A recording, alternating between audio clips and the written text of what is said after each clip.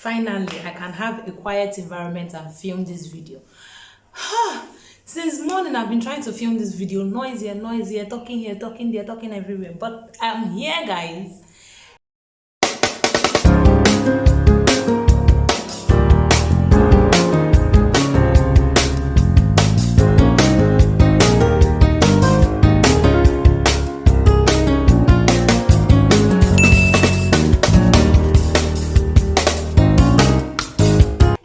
People, and welcome back again to my YouTube channel. It's Hannah here as always. If you're a returning subscriber, thank you for always tuning in. And if you're not yet a subscriber, please consider subscribing to my channel. Click on the subscribe icon right here.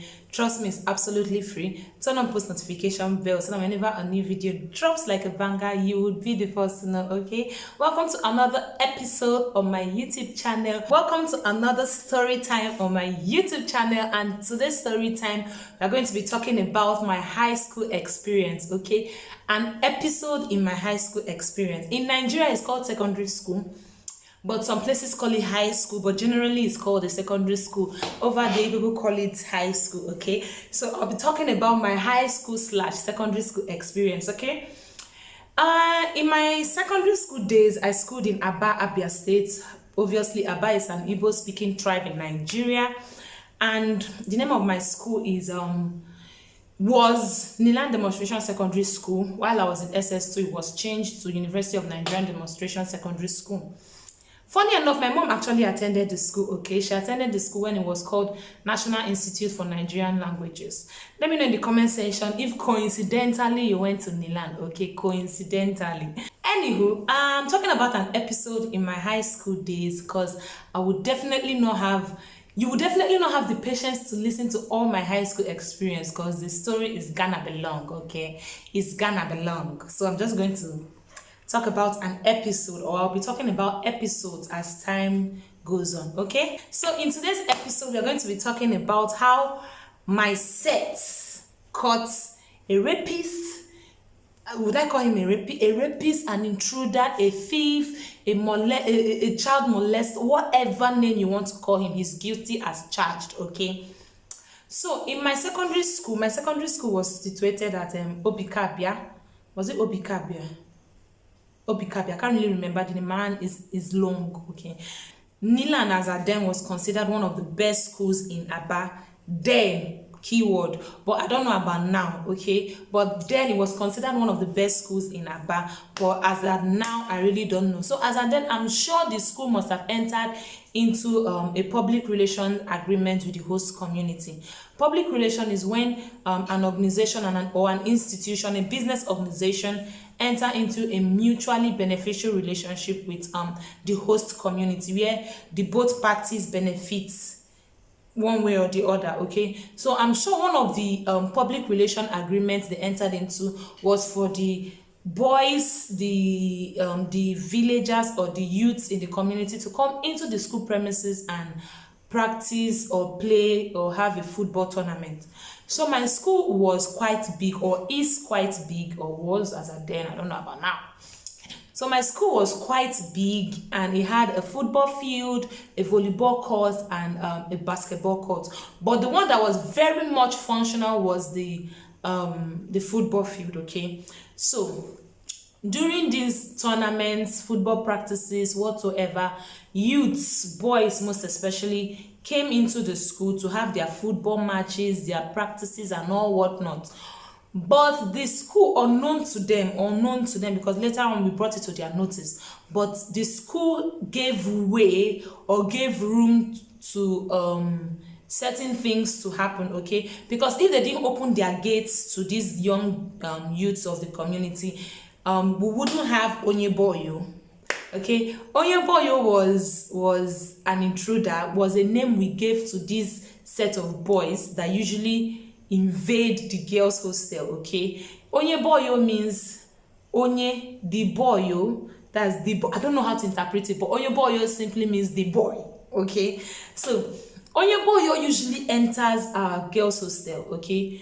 Onyeboyo, today Onyeboyo will be fair, tomorrow he will be dark, next tomorrow he will be chocolate, next tomorrow he will be albino, another day he will be tall, short, fat, slim. Simply means he he was not one person, okay? For him to be changing structure, stature, complexion, and all that, is obvious. It was not just one dude, okay? So Oyeboyo usually enters the girls' hostel, especially when it's lights out, which was sleeping time, prep time. Usually when it was prep time or lights out, when it's time to go to bed, bedtime, okay, that's when he usually comes in. But most especially, he comes in during prep time, gets comfortable, and then do whatever pleases him, okay? We made reports to the school authorities. Prefects as at them. Our school was a mixed school.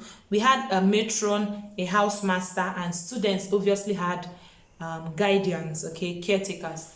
So we make complaints to our housemaster, our matrons, our teachers, principal, and all that, but nothing, it didn't make any difference, okay? It was as if we were talking to the brick wall. And you know, as human beings, once you keep pushing a person to the wall, no matter how small the child is, there's a limit to what a person can take, okay? So you don't expect somebody, when you push the person to the wall, the person remains in the wall and get bruises and all that. That person is not Jesus Christ, okay?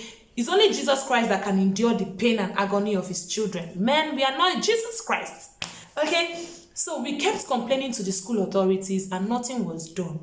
Oyeboyo will come, steal provisions, break into people's lockers, put hand in the window, start touching small children, touching people while they sleep. That's disgusting, okay? You touch people wake up in the morning, if they catch you, you will jump. And most of them usually don't wear t-shirts. They will come bare, because you know, when you want to catch a thief, or when you want to catch somebody, let me not say thief. When you want to catch a thief, when you can easily grab the person on the shirt. Oh, okay, but when the person is bare, you know, the person, your hand can easily slip, so you don't grab the person easily. But sometimes Oyeboyo comes with a shirt, sometimes Oyeboyo comes shirtless, okay? So on this fateful day, Imana Ikoya Jureju, like his cup was to the brim, okay? That was my mom used to say, when the devil keeps playing the drum for you, he'll play the drum for you and leave you at the T-junction. When you get to the T-junction, you don't know where to go to. Either your left, right, front, back, you're stranded. So the devil was beating drum for Oyeboyo on that fateful day and abandoned him at the T-junction. That fateful day, it was prep time, okay? And a student saw Oyeboyo at one end, she was on the other, and then she raised an alarm. And then coincidentally, Onyi, there's one of my classmates then, Onyi, she was very good at running. Onyi and some other people were around the hostel environment, and then they started chasing Oyeboyo.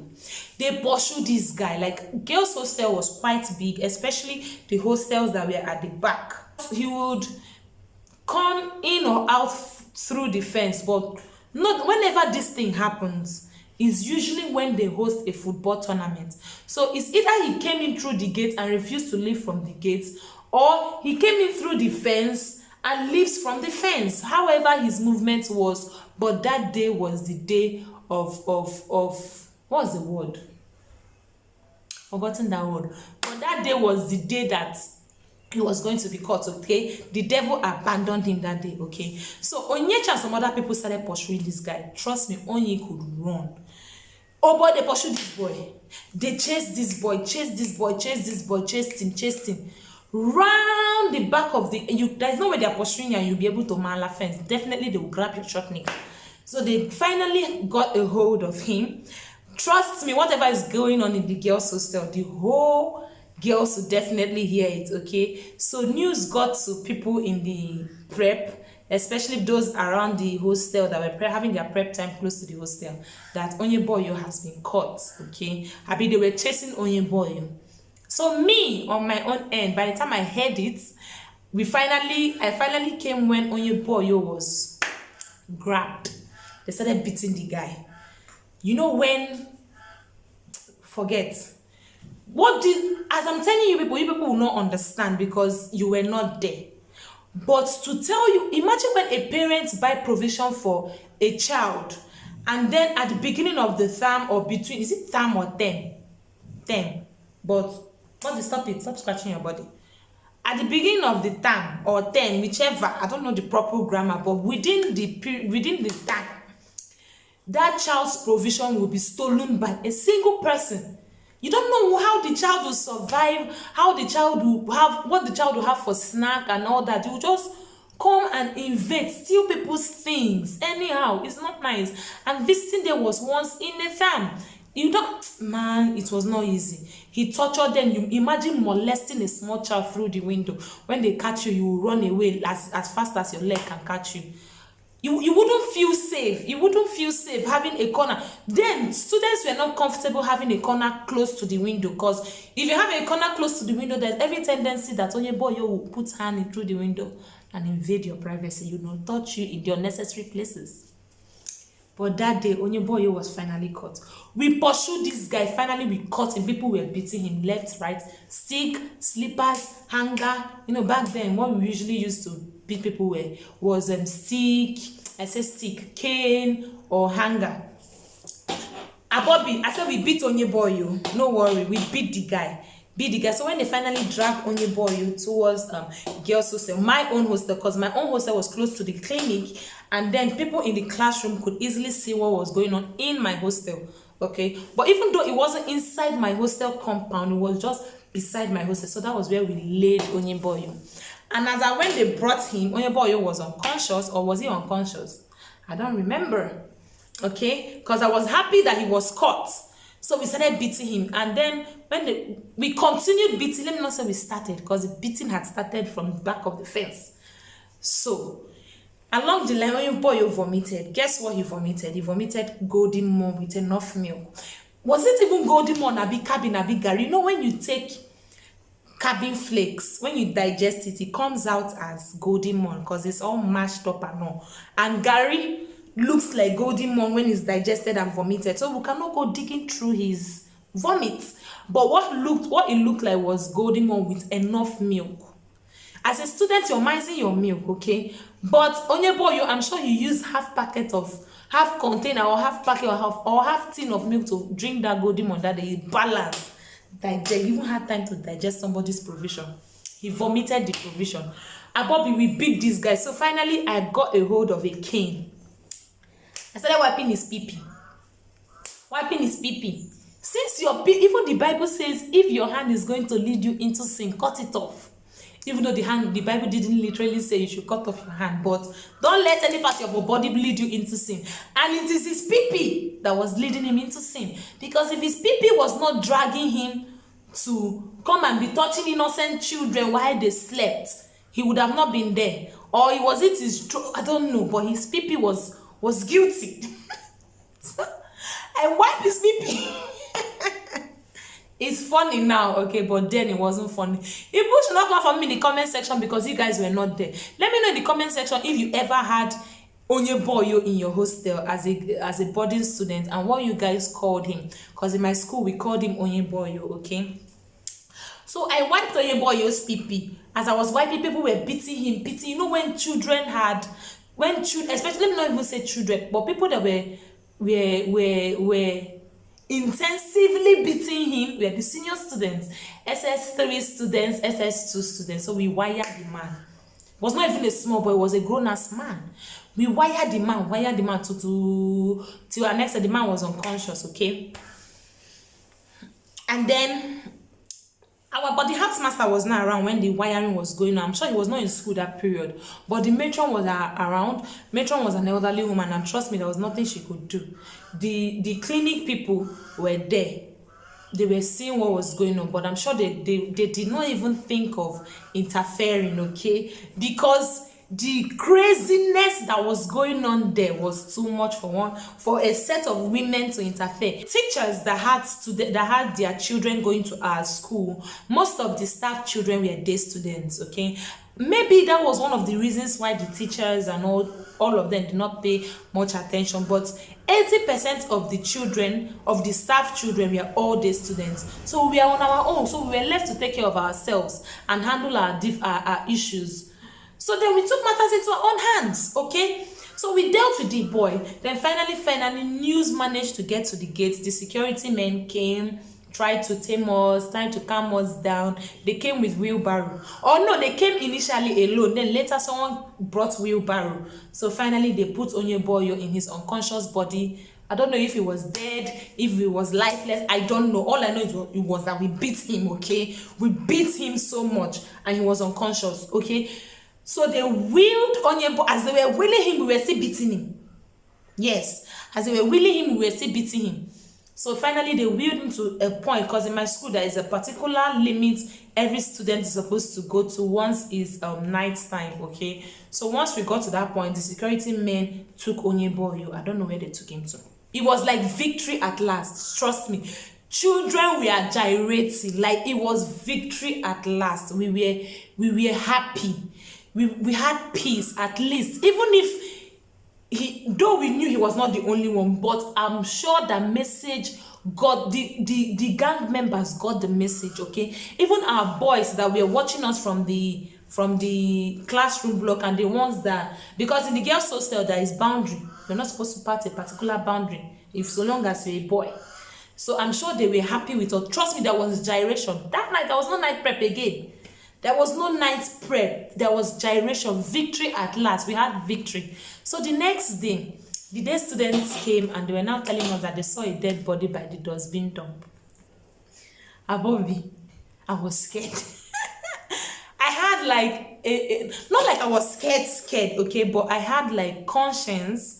I was feeling some sort of way. I'd hurt somebody, I don't know, but I was feeling some sort of way when those people came and told us that that there was a dead body at the dustbin dump, because there's a dustbin dump before you, once you make a turn to come into this road that leads to my school, okay? But after that action, after that incident, trust me, till I left that school, Onyeboyo never visited. I don't know if he came after we left, I don't know, but my set, till I was in that school and I graduated and finished my WAEC, NICO and all whatnot, Onyeboyo never came. Never. Once beaten, twice shy. I mean, is that how they say it? Once beaten, twice shy. You cannot continue one particular action and expect the people that you're intimidating, maltreating, and being rude and mean and nasty to keep condoling and enduring all that. After that incident, Onyeboyo never came again. I can attest to that.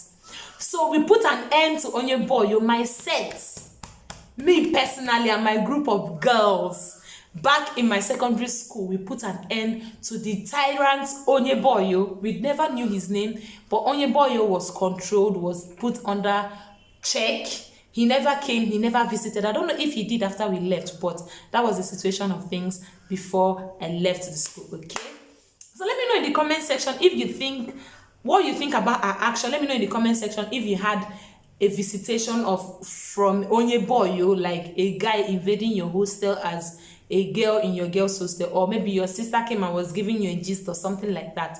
Let me know in the comment section what you think. Let me also know in the comment section if you think our actions were justified, or if you think, or what you think we would have done as children.